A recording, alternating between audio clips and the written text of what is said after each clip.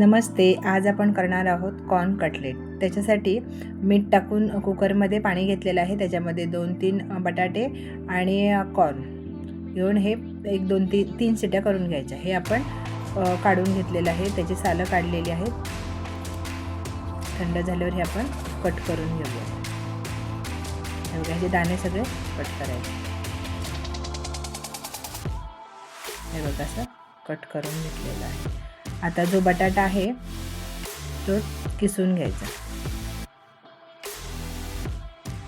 म्हणजे सगळे किसून घ्यायचे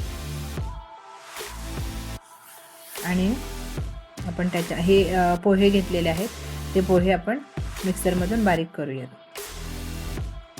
आता ह्याची बघा पावडर झालेली आहे. आता ही पावडर फक्त 1-1.5 चमचा ह्याच्यामध्ये टाकायची, जास्त टाकायची नाही.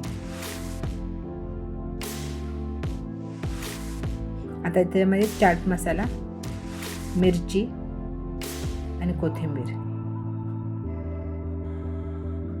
आणि चवीनुसार मीठ. आता हे आपण चांगलं मिक्स करून घेऊयात. ह्याच्यामध्ये मिरची पावडर टाकायची नाही, कारण आपण जे टाकायची असेल तर तुम्ही टाकू शकता, कारण मी बारीक मिरची कट करून टाकलेली आहे.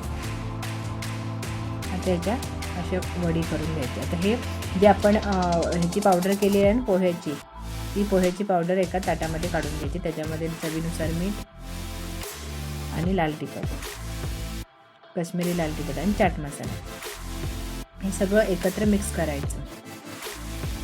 आता एक तवा ठेवलेला आहे, त्यामध्ये आपण तेल ओतून घेऊ. आता हे जे टिक्की केलेली आहे ना ती या पावडरमध्ये मिक्स करायची. पोह्याचा रवा आहे ना त्याच्यामध्ये मिक्स करायची. अशा प्रकारे घोळून ही तेलामध्ये सोडायची.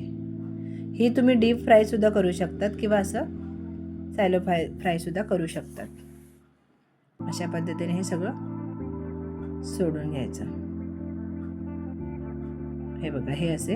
आणि हे चांगले एक 5 मिनटं असं एका बाजूला ठेवायचं, 5 मिनटं एका बाजूला, असे 10-15 मिनटं हे शिजायला लागते. ऑलरेडी आपण आलू आणि हे शिजूनच घेतलेलं आहे, तरी पण हे चांगले कुरकुरीत होण्यासाठी एक 5-5 मिनटं तरी शेकून घ्यायची एक बाजू. अशा पद्धतीने आता शेकलेले आहे. अशा पद्धतीने आपण काढूया. आणि तुम्ही ह्याच्याबरोबर खाऊ शकता, दह्याबरोबर खाऊ शकतात किंवा कोणती कसली चटणी असेल तरीही खाऊ शकतात. पण माझ्या मुलांना हे दही आवडतं म्हणून दही घेतलेलं आहे. मैत्रिणींनो, माझा व्हिडिओ पाहिल्याबद्दल धन्यवाद.